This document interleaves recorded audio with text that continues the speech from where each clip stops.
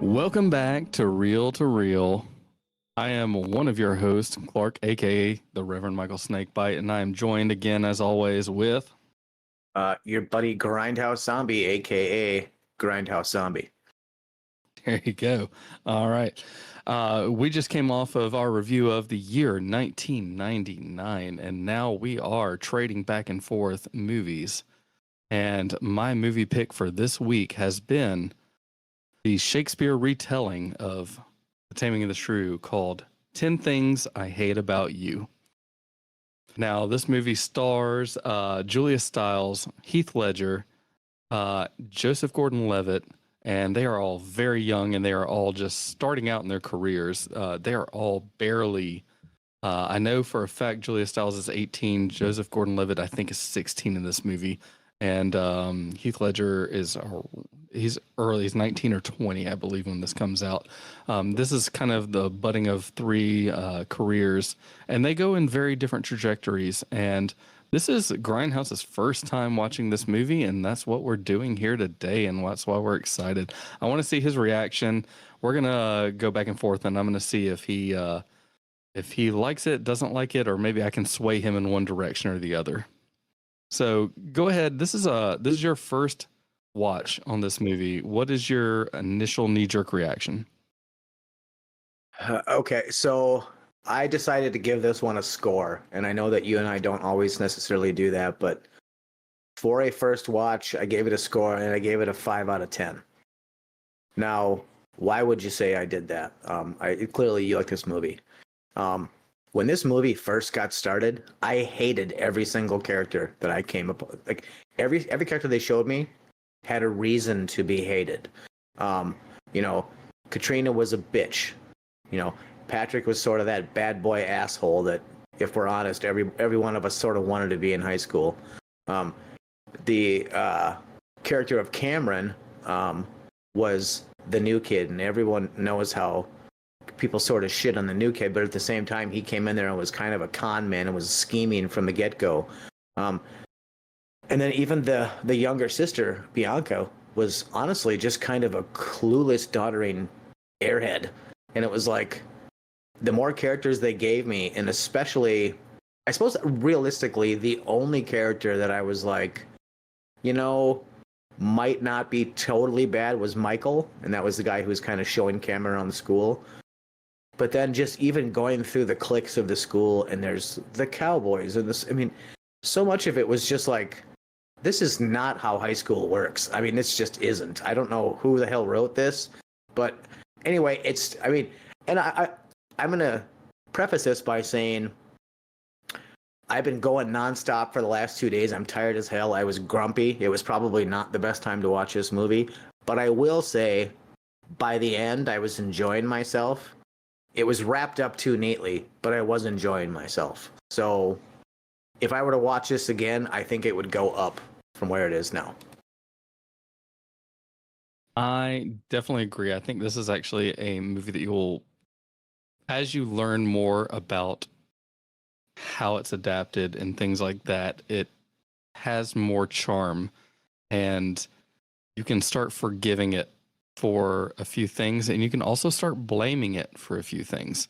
And I say that because I think this kind of set a tone for the early 2000s high school kind of rom-com stuff like this, and the vocabulary that's way outside of most high schoolers, and the cliques that are so clearly divided that it's just like, yeah, like alarmingly separated, which doesn't happen like that. There aren't the cowboys and the I don't care where you go in the country, there isn't just the cowboys and the like goth kids and the yes, there are all those people, but everybody converses. I know exactly where I went to high school, and I'm in the deep South, and there's not that much separation between the goth kids and the cowboys, the people that literally are wearing their camo and they were hunting that morning, and the goth kids, like, they still hang out and are like, there's not like this deep separation.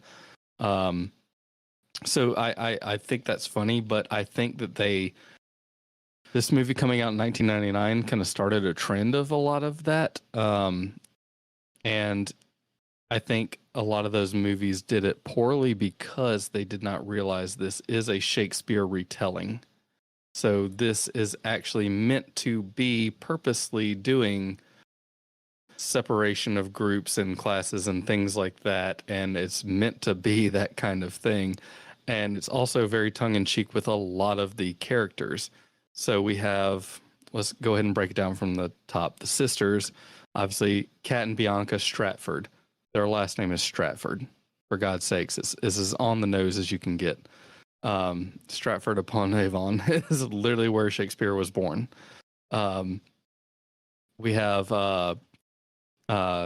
Heath Ledger's character is named Petruccio, or he's Patrick Verona, which would have been Petruchio, which is the original character in The Taming of the Shrew, pulling the con, and also Verona as the last name, another Shakespeare nod. So we like, they're not being, I guess they are being subtle about it, but they're for people who are in the know, it's very on the nose.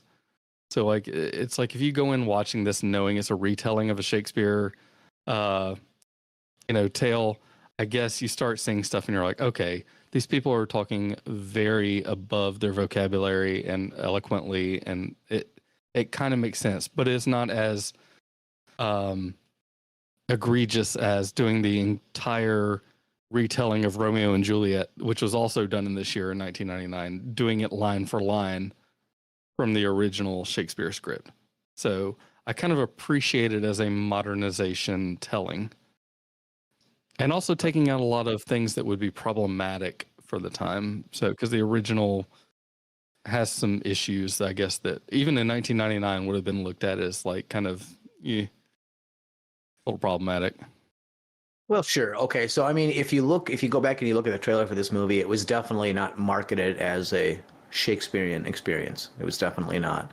And for a reason, because nobody would have gone to see it, because we already had that movie that year and people were pretty high up on that one, right? So I don't think it wouldn't have played as well. At the same time, though, I mean, as the movie progressed, and especially towards the end of the second act and definitely into the third, when we started to see, for me anyway, a little bit of what I can only call some of these characters finally getting some emotional intelligence, was when I really started to enjoy the movie, and I finally started to, for lack of a better term, start picking sides and judging the characters for what they were doing. Because if you break it right down, there was a lot of people in this movie doing a lot of slimy shit. Paying one guy to date a girl so you could date his sister, and I mean it's slimy, but like low level slimy, right? It's high school slimy, maybe not, and now granted, there's a lot of things in this movie that just wouldn't happen, right? I mean, they just wouldn't happen. I mean, even if it was 1999, they just wouldn't happen. The cops chasing the kid around the field and up and down the steps, and he's having fun with it. They just would have tasered his ass and been done with it. So it's like, well, so maybe that's not super realistic, but that's kind of part of it, where for as serious as the movie was at times, it didn't take itself too seriously and had a little bit of fun. The dad exercising with the stretchy band, and it goes flying and breaks a window, and everyone's just like, oh, well, that happened. That kind of humor is ever present in the movie, and the first couple of times you're kind of like rolling your eyes, and by the third or fourth time you're like, well, okay, this is what it is, so I'm just going to smile and watch it, because I don't really have any other choice. The characters themselves, like I said, when the movie first started, everybody was just loathsome. Everybody, with the exception of the sort of the AV geek that was giving him the layout of the school. But at the same time, they did a reasonably good job of picking out what would be your main characters of a high school. Everyone went to high school. Everyone can picture that main character from their high school. I can picture it from mine, and that was a long time ago, man. So this setup and the structure was reasonable. Just some of these characters, when we first got started, I wanted to punch a lot of people, including a couple of the girls. So I'm gonna present this way to you. Like, think of it as a actual Shakespearean stage play for a second. A comedy, the father being kind of overbearing and at times caring towards the end, especially, but bumbling with his comedy. It's supposed to be over the top and drawing a reaction because physical comedy on stage is different than comedy on screen. Okay, So, so I do agree with you 100%, but in the movie, it never draws a reaction. So that's the part where I was always I struggled with it a little bit. There was a guy that got shot in the ass with an arrow. There was next to no I reaction. actually love that. Yeah, The yeah, ow, it's funny. ow, Yeah, it's his funny, reaction. but it doesn't draw the reaction from the rest of the participants like I would expect it to. Now, maybe that's the point. Maybe that's what you're talking about, but Mhm. it's so that's a little bit. What's the word I'm looking for here? It kind of goes against the grain as far as some of that, call it the more slapstick comedy when you have a thing, because I mean, to me, slapstick comedy is generally pretty poignant in the moment and draws a reaction from the people around, whereas a lot of this comedy, it's like, if there was a reaction, and there often wasn't, but if there was, it was delayed by a couple of minutes, like for the father-in-law working out and then his stretchy band coming flying back over into the hot tub, and he's like, thanks, Bill. And when you clearly you heard it break a window. Okay, Bill's not just going to throw that back. Bill's going to come storming over there and go, "What the fuck are you doing?" so, I maybe I get it, but the execution Yeah. was, it was very wide banded how they executed. Sometimes it was nothing, and sometimes it was 3 minutes later, and it was like, huh, fair It enough, may but be it may be me giving them more credit than is deserved, but yes, it is um, hyperbole comedy. It's stage comedy. It's meant, uh, that's how I look at it, and I don't know. I've always kind of found it a little endearing. Maybe with rewatches, it does hit or like set a little better, but no, that's how I've always looked at that. I've never really thought it as being cheesy or corny or anything. I've always been like, oh, I get that. That's stage comedy. Something shoots off stage and it's, oh, thanks, but you got to play off of something that's not there at all. Things like that. Like, I don't know. And then the arrow showing it is funny, but like just they're kind of like just look over at the person and then going back to their face to face conversation. That is very also like that person's not important. Yeah, they just got shot in the ass with an arrow, and that's the comedy of it. But they're actually not important. They're a 10th tier character. Nobody. They're in the booklet. If you're watching this on stage in a booklet, they're guy that got shot in the air in the ass with the arrow. That's like our coach, F or whatever he is. Like that's it. He has no line. His lines are ow. So like, I mean, that's like his whole purpose is to be that. So I don't know. That's just where I go with it, and I think I don't know. I think maybe I watched this movie with the approach of it being a stage play and not thinking of it as this is a movie that's happening in real time and everything's like in reality, like almost like a musical kind of thing. Even when Heath Ledger does the dance across the bleachers and has to go to detention for singing his heart out, things like that. Like, I mean, yeah, you can feasibly say that somebody could set that up to where it would happen and they could have that opportunity.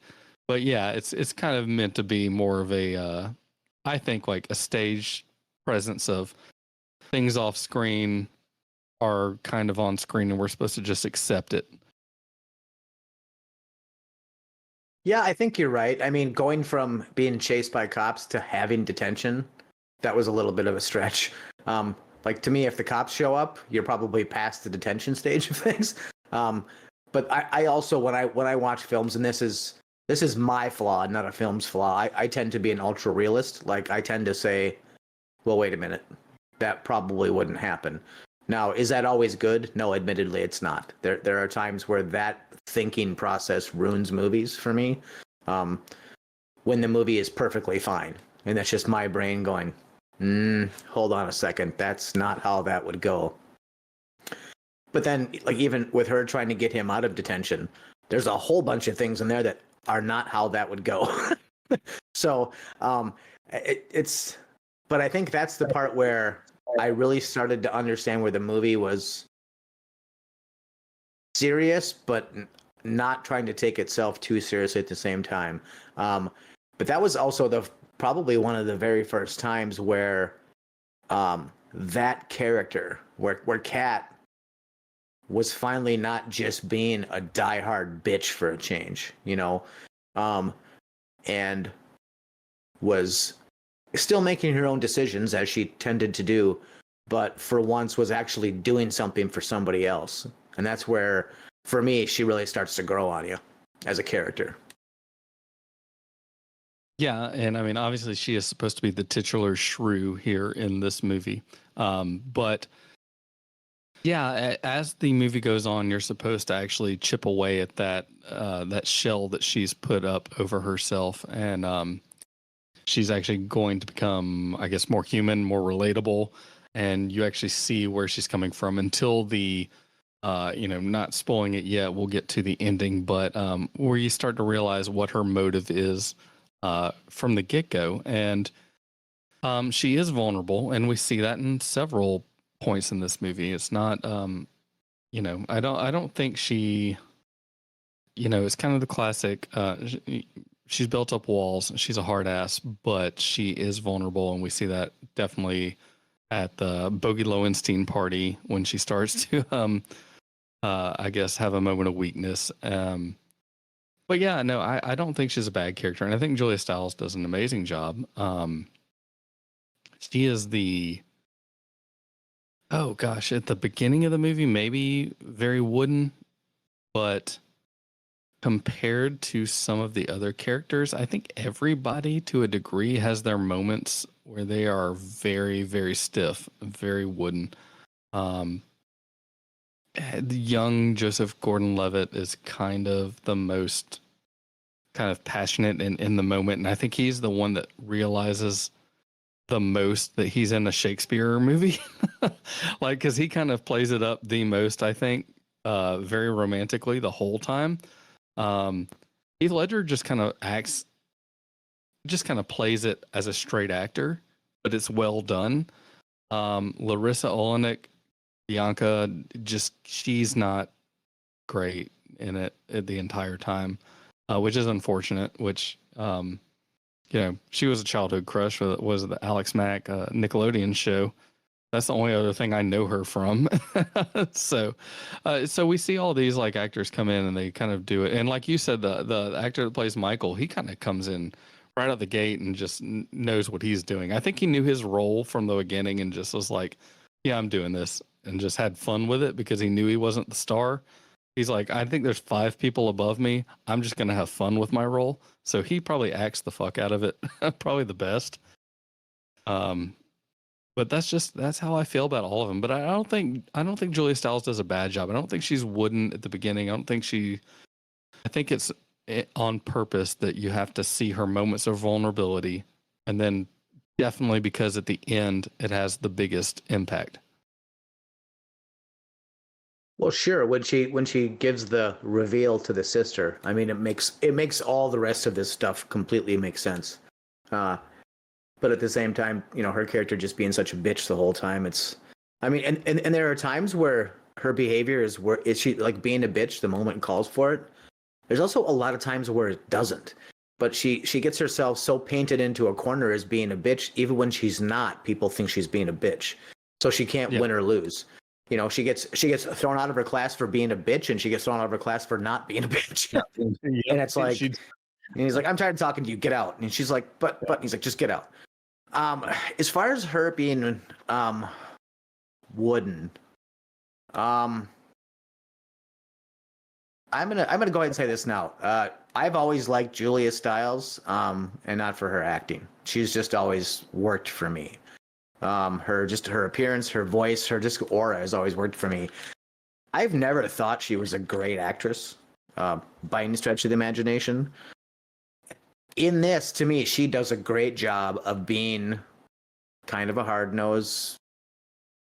I don't want to keep using the word bitch, but that's I mean, they even say it in the movie. She's a bitch. They say it more times than I can even count.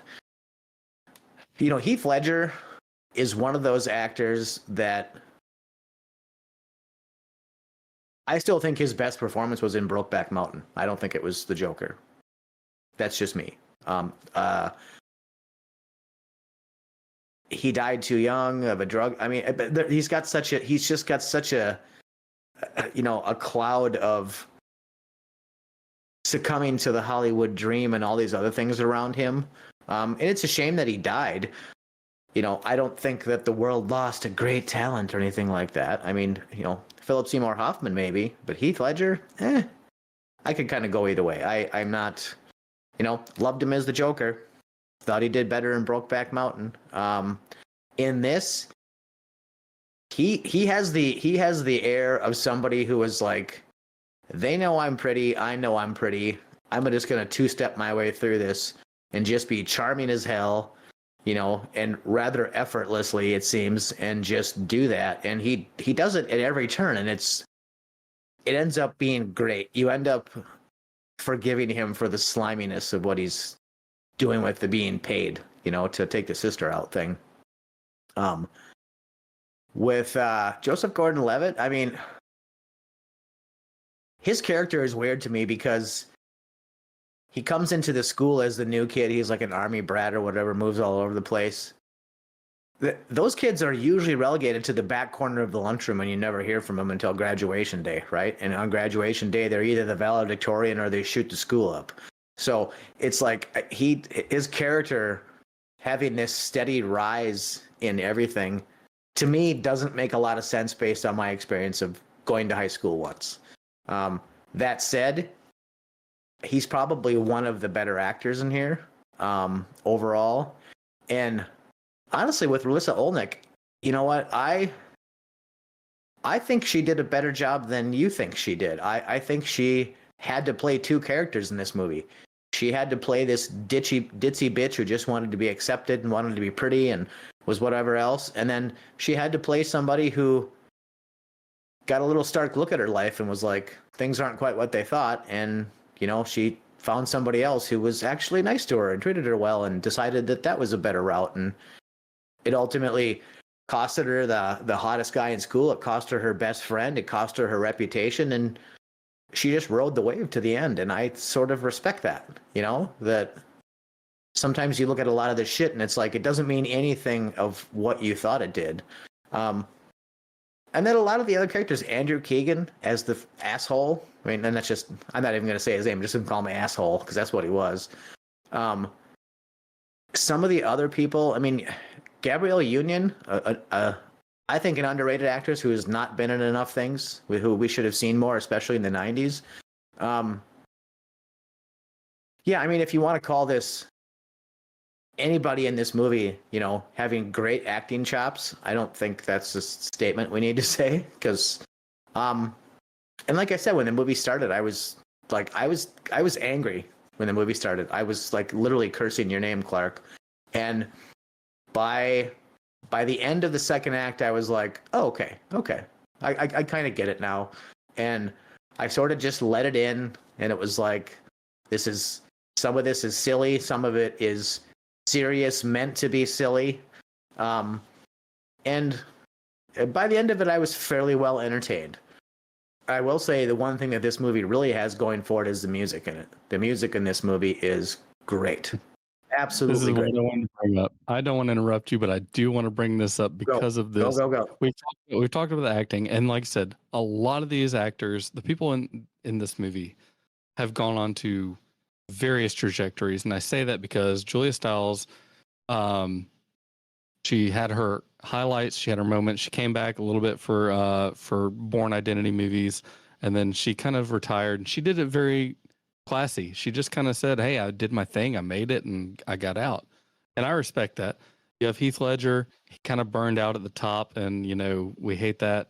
Like you said, would he have done greater things in the future had he kept acting? I don't know. We'll never know, and that's unfortunate.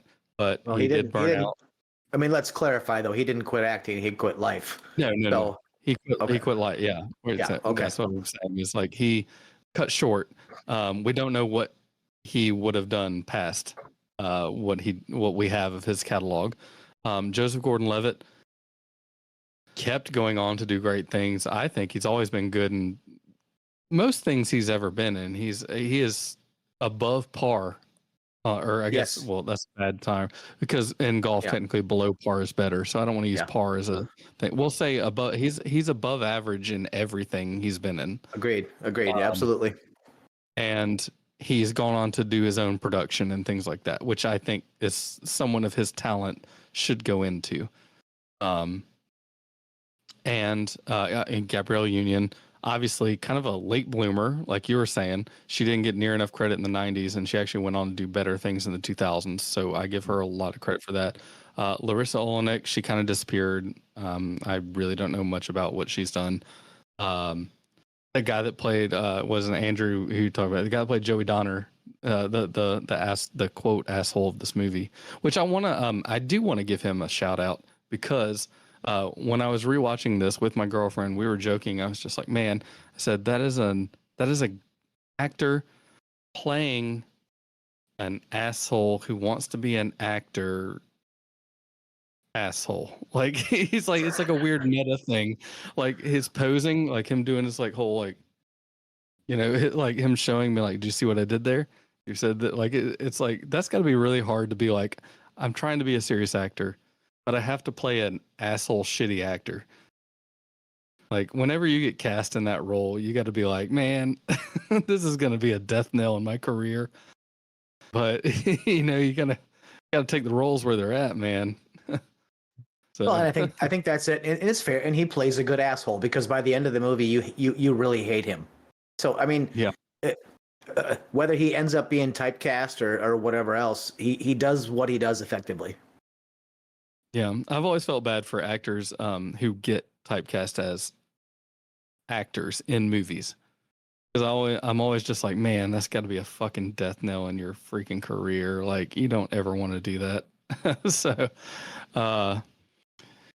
or wannabe actors, I should say, because that's, actors who are playing wannabe actors in movies. Oh, God, that just seems like a terrible idea. You'd think they'd have like all the experience of being like, oh, I've seen a million people that have like failed at tryouts or, auditions and things like this. And it's like, no, that's like painful because you've lived it. You've seen it. You've probably failed your own amount of auditions and you've got to like almost regress and be like, you have to overact to underact.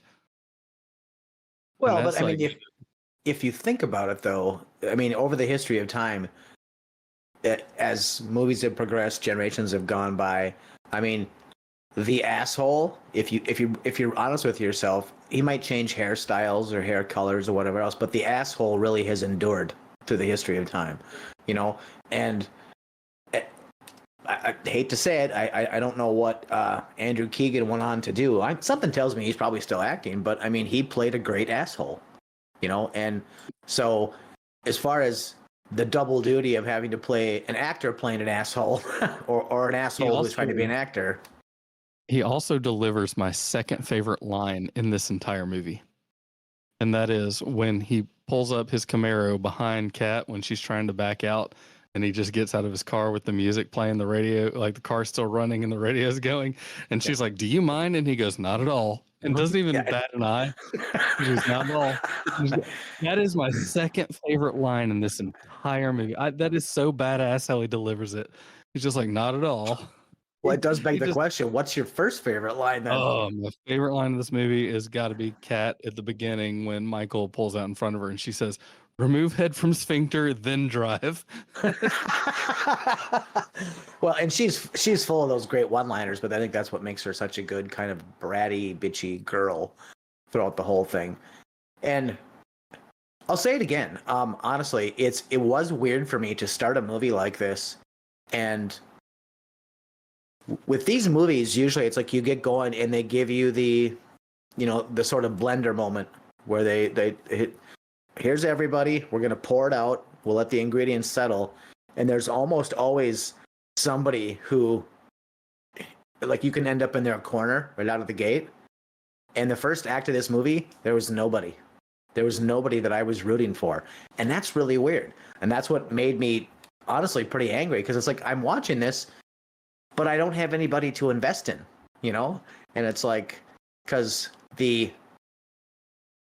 all things being equal, paying somebody to go on a date with somebody else so you can go on a date with somebody is just shady as hell. You know, being a bitch for the sake of being a bitch, even though we find out later she's kind of got a reason, but it's like, it's also very much life. So move on, you know? But it's like, I'm not used to getting this far into a movie where I'm like, I don't know who the good guys and the bad guys are here. You know, you have an idea, but everyone's doing something a little, I mean, up to it, including Kat. She's just, I mean, she understands the thumb that she has on her sister's life, and a little piece of her enjoys it, and you can see it. And she uses it often to not even her own advantage, but her own satisfaction. And even that's a little shitty. So it's like, who do I root for? And then it's like, oh, here's the AV guy. Well, okay, I guess I'll root for him. You know, Mr. Fourth Tier character. Great. Okay, that's what I have. The narrator's the coolest guy. Exactly right. So also, and now I got to backtrack because we got sidetracked there for a second. But the '90s, the very '90s, fucking opening placards, the bedhead font. Oh, yeah, for the intro, I mean, you can't even barely read it, but I figured you would hate the fuck out of that. And I reveled in it. I'm not going to lie. I knew you watching the opening to this movie, I was like, he's going to fucking hate this. And I love it. And you're not wrong. You're absolutely not wrong. And it was, just because of the tone, it felt like the opening of Friends. Like an episode of Friends. And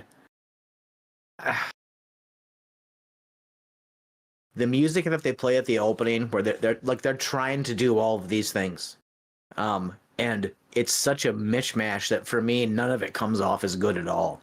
It's all just like, well, let's we have all these great ideas. Yep, these are great ideas. How about we do them all at once and see what happens? And it's like, okay, do them all at once, and well, you got what you got out of it. And you're right, yeah, that fucking bedheads sort of graffiti bullshit, credits thing. Oh god, yeah, not like, come on. It's literally the Corn font on any Corn album. It's how Yeah. Corn writes it. I mean, I call it the bedhead font because it's what I imagine when you put the product bedhead in your fucking hair. Well, it's fair. It's very, very fair. What it looks like to me. No, and it had the and I'm totally blanking here. I probably should have had my notes a tiny bit more prepared for start this. the movie with bare naked ladies. Thank you. Yes, and it's like there have been so many movies. There were movies of the same year that used that song. Okay. And they used it. Yes, American Pie. They used it, and in American Pie they used it way more effectively. That's a song for that era. Everybody knew it, and every person from a 5-year-old to your grandmother found a way to jam and jive to that song, and they just, I mean, it was just like a letdown the way that they used it. Like, I mean, you can't do that halfway through your title card, then smear it out at the end. You can't do that's just no. They cut it as Cat pulls up because they want to show the dichotomy of like the 4 preppy girls listening to Bare Naked Ladies, and then Cat pulls up and she's listening to Bad Reputation. Yeah. And so it's like, oh, Joan Jett, now she's a punk, she's an independent girl. So like, yeah, that's supposed to be the whole dichotomy cut there. But yeah, it's during the credits. Like the credits are still going during the music change. I don't know how you feel about that, but you're not supposed to cut music during credit change. Well, no, there's supposed to be a flow. There's supposed to be a flow, right? And you're supposed to, the very last credit is, the gaffer or what the fuck ever else. And then it's like, and then you have that dun dun, and then you're into your movie. And it was like, they changed, I mean, in the intro, they changed songs 3 times. I mean, that's just, I think it sort of shows what I'm going to call like the schizophrenia of this movie. Because this movie, in a lot of times, was all over the place. I mean,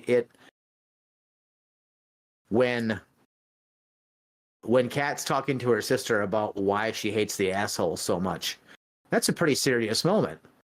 But at the same time, this same girl who's so damaged by this and is never going to do anything she doesn't want to do again flashes a teacher so she can sneak her would-be boyfriend out of a window, you know? And it's like the character dichotomies and the same character, like every character in this movie had their own dichotomy going. Every single damn one of them, with the exception of the asshole. The asshole was just an asshole. But our AV guy grew a pair of balls and like invited the what was her name? Mandalay? Was that her name? Mandela. Invites Mandela to the prom, like in the most awesome way ever, with like a Shakespearean era dress and, oh, me lady, will thou go to prom? I mean, so it's like he went from being this like scared little rabbit to this like semi-roaring lion. You know, our new guy at school, I mean, I suppose he didn't change all that much. He was still chasing the same thing, and in the end he got it. So maybe he was the one guy that actually made out. But Bianca goes from being an airhead moron to this, you know, lovelorn, oh, I want this guy. You can have the asshole because he's really a prick. I mean, most women don't learn that lesson until they're 45 years old. Most of them don't learn it in high school. It just doesn't happen, right? So, I mean, the characters in and of themselves they're very all over the place in what they do with both what they say, what they do, and then their emotions too. And it's like, I mean, there's a piece of me that appreciates it because it makes it for a fairly fast-paced movie, but it also kind of at a point leaves you with like, back to that thing of like, I don't know who to root for and I don't know what your point is. So what are you trying to do? Fair enough. I think, well, let me present it to you this way. Do you think this is a movie that's well, I even won't call it a timeless story. We're going to base this on the fact that it's a Shakespearean plot line.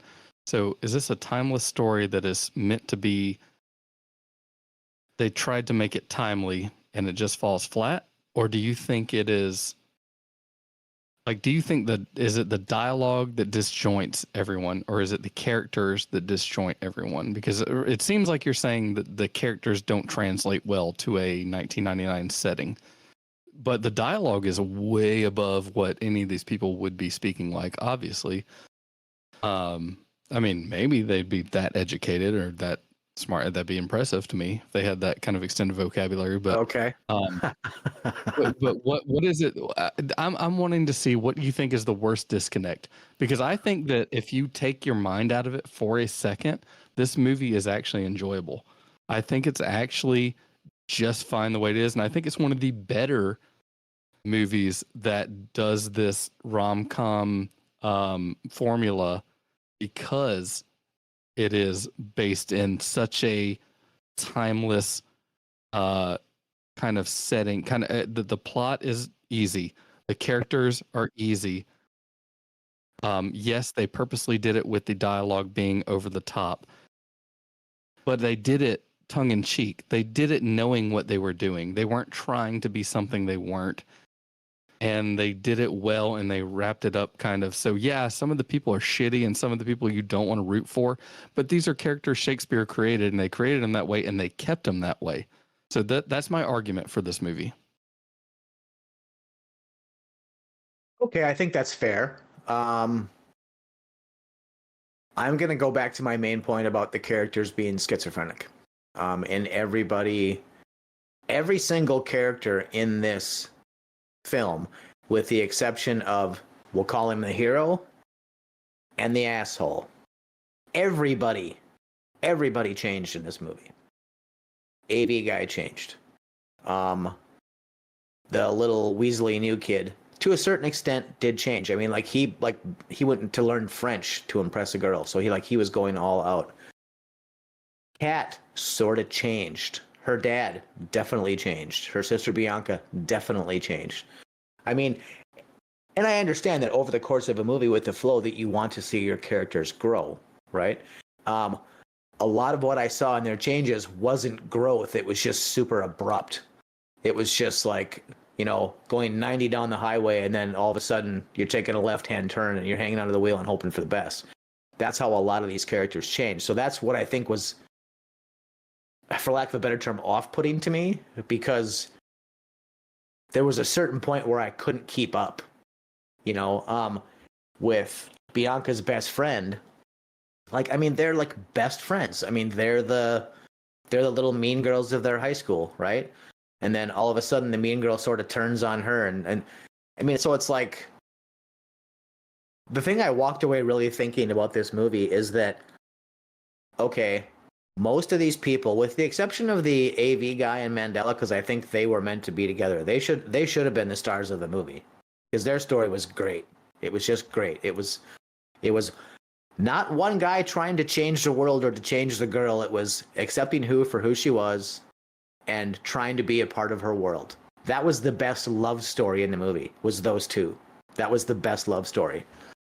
But I was left with the notion that you should be having sex in 9th grade and there's no repercussions, more or less. For the record, you should not be having sex in 9th grade. You can fix everything with a guitar. A woman should not be bothered by the fact that you can. Well, Sometimes.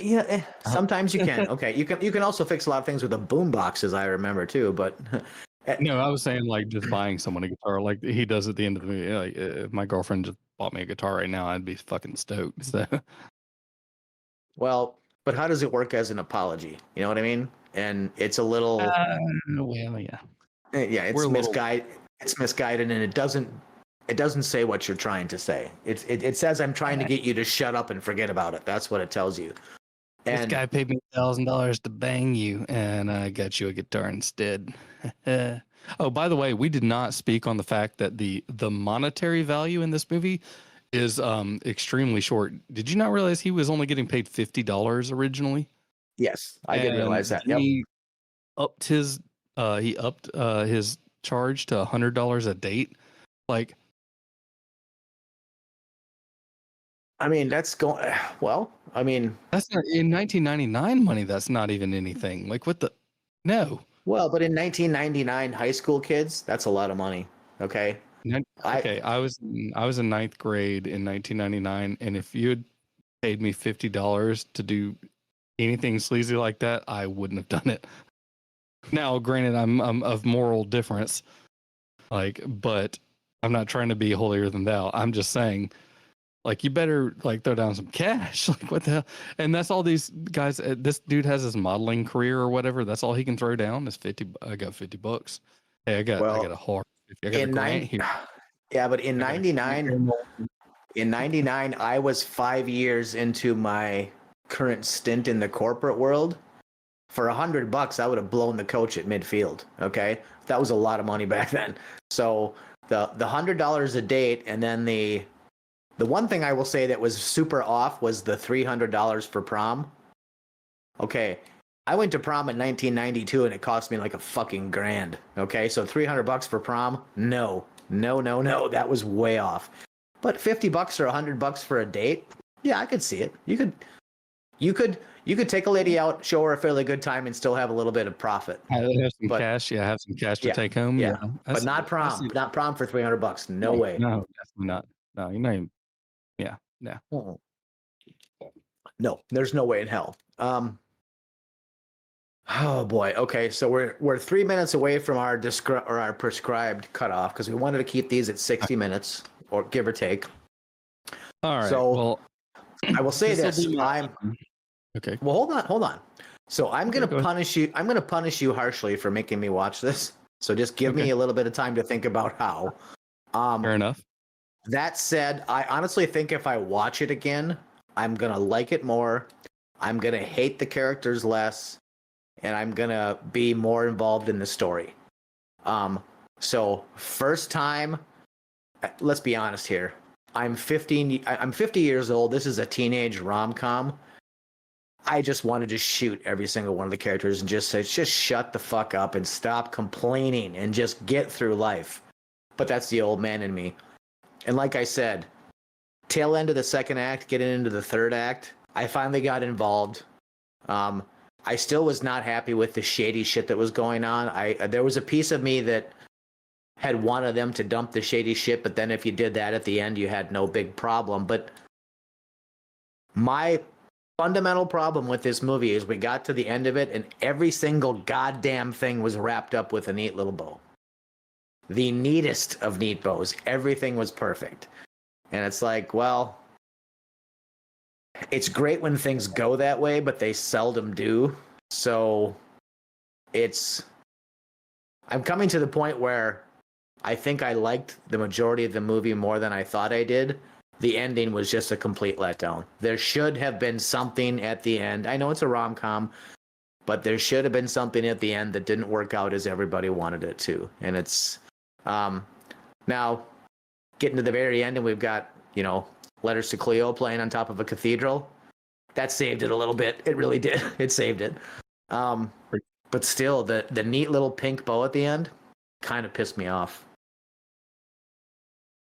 Well, I'll ask you one question before I do my wrap up and future, plea to you for this movie if you watch it again. But the question is, how did you feel about the sonnet redux, the 10 Things poem that Julia Stiles and how she delivers it? Is it the best part of the movie? Is it the crux? I mean, it's pretty powerful. I still know people that are my age and obviously 40 that like cry at that part. Okay, so that might be, and that's, I think, where we have some fun. That might be the generational thing that was nowhere near as powerful for me. I think the powerful moments were the AV geek showing up to prom. That was powerful to me, Nice. The AV geek trying to stand up for his friend, and then effectively all the right people getting a punch in the mouth for all the right reasons. The people that needed a punch in the mouth effectively, the core conspirators of the original plan got a punch in the mouth. And that was very satisfying to me. And but no, watching Mandela and Michael at the prom, that was a powerful moment for me. That was probably the most powerful moment for me. Nice. Because she's like, oh, where is he? Where is he? And she's like looking for him and all that stuff. Yeah, that's what I can get behind that. Yeah, and Patrick just points and goes, and there he is. He's up on stage and he's not dressed as anybody else would ever go to prom because you would never fucking live it down, and he doesn't give a fuck. He just goes and is like, I'm here for you, not for these people. I'm here for you. And that was powerful to me. So the movie is it's not without its moments, man. It's definitely not. And like I said, I will watch it again. I will definitely give it the less grumpy Grindhouse review, because I was just grumpy as piss today. I've just been tired and whatever else. But all actors I like. The story is fundamentally solid. Gets wrapped up a little too cleanly, but I will come back to this. And I'm gonna tell you what my wife came home and she said, what do you want? I'm watching a movie for real thrill. And she's like, oh, what are you watching? I'm like, oh, it's Clark's movie. And she's like, well, what is it? I said, it's 10 Things I Hate About You. And my wife, who is a software engineer, the least girly you ever would meet in your life, isn't that a chick flick? I'm like, well, I'm not sure yet. Yeah. And so anyway, we'll let you wrap up, but I'll come back to this. It has its virtues. It does. Well, yeah, this is definitely an outlier, but I'm gonna make you tackle some things like these because I like to see your responses on them anyway. But I'm glad we did this one first because it came right off of 1999 and us discussing it. But this is my last, I guess, little point I wanted to make, and it's something going forward that I think also the listeners should think about, is that sometimes movies, when we look at media and we look at art, sometimes you see things like theater and literature being different. I guess literature and cinema tend to line up in a different way than maybe theater and like art and different things like I guess plays, things like that. Like, and it's kind of funny. I like this movie how it blends that. It tries to do this thing where it wants to be multiple different things. It wants to be theater, like actual stage theater, and it wants to be a movie instead of being the separation of literature and cinema or stage. And I like when you see these things kind of smashed together sometimes, and sometimes they work brilliantly, sometimes they work terribly. I mean, obviously, right now as we're recording this, Dune 2 is out right now, and people are going crazy about it. And I'm not going to say my own personal feelings on the Dune series, um, the literature or the movies in any incarnation, original or afterward. But um, it's an interesting look just to think about. Don't take some things on surface value. Don't think a movie maybe is just a rom-com because it's like, oh, this came out and it looks like a rom-com, and you watch it when you realize that it's actually meant to be an homage to something else, or and sometimes it's done right and sometimes it's done wrong, and that's what we're here to kind of discuss and do these things. So yeah, I definitely appreciate you watching it, and I'm excited to kind of maybe tackle some things in the future. Like I said, I've got other movies that might be. I kind of want to do these. It's fun for me to throw you curveballs. I want to do movies in the future that might be horror movies, but maybe they're dark comedies. That's another favorite genre of mine. So are they meant to be taken seriously or not? And that's kind of how I look at this. This is my version of a dark comedy misconstrued as a horror. This is to me, it's a theater play misconstrued as a rom-com. Okay, So well, this is yeah. fair enough. And I'll tell you what, I'm going to say three distinct things here. First of all, like I said, this movie likely is funnier than I think it is. But I'm going to give a little shout out to my friends over at the nightclub and say this is one of those times where hashtag I might have watched it wrong. And just because of my mood, I think if I was in a fun mood, this movie is going to be super fun. It's going to be super fun. And I'm gonna because towards the end, in getting in, like I said, the third act, I was laughing out loud finally. The first part of it, not so much. So I think I did possibly hashtag watch it wrong. The second thing is when it comes to things like a movie, a book, a CD, a poem, whatever the fuck it is, you have no right to judge it until you've seen it, read it, watched it, absorbed it. And if you didn't like it, I'm fine with that. But don't judge it until you've seen it. Okay? Like this one, watching the trailer, I was like, oh, fuck you, Clark. And that's not fair of me to do. Okay? And I think this one will grow for me going forward. The third thing is, I watched the first Dune movie, and it was fucking boring as fuck. So there's no reason for me to go watch the second one. And a hodgepodge of who's who of actors and everything, all these things possibly going for it, and it was boring. So I mean, you can put $300 million into something and it can suck, or you can put $200 into something and it can be great, and you never know the difference until you absorb it. So read it, watch it, listen to it, whatever it might be. Do that first, form your opinion second. And like I said, if somebody watches something or listens to something and they don't like it, I'm going to support your right to not like it all day long. I'm not going to tell you that I'm going to agree with you, but that's kind of what we do here. That's the whole point of just trying to keep it real. We have discussions, and it's fun to twist each other's legs a little bit like that, but at the end, we come out with new thoughts, maybe new opinions, maybe not, but healthy discussion. And you know, this is one of those movies I can honestly see it if I watch it again. It's going to start getting deeper for me. But I have to get past the fact that I was exhausted today and crabby, and the characters out of the gate, I hated them all. And by the end, I had changed. But that's just life. That happens, you know, and it happens with every CD, every band, every dipshit idiot that does something on TikTok. You might be in the mood for it, you might not be. You know, I mean, in this movie, when it was released, I mean, the thing to remember, it was number 2 at the box office. Number 2. And you know what beat it? Do you know what movie beat it? But imagine The Matrix. The Matrix is the only movie that beat this. So this had appeal even back then. People were going to see it. So, yeah, I mean, The Matrix is a phenomenon, right? Not every movie can be a phenomenon, but I think this one long term can be pretty enjoyable. So ultimately, I'm glad I watched it. It made for a good conversation. The end of the day, an asshole's still an asshole. That's what I learned. Yeah, well, I thank you for watching it. I thank you for coming on. Let's do this again, obviously, as always. And next, I guess next week, I've got your movie. I don't know what it is yet. Well, I kind of know what it is yet. I don't know if you want to announce it or we're going to keep it a secret. If we want to put that on social media.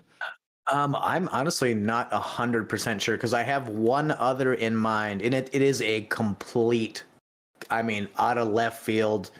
It was speaking earlier of schizophrenia. This might be my break.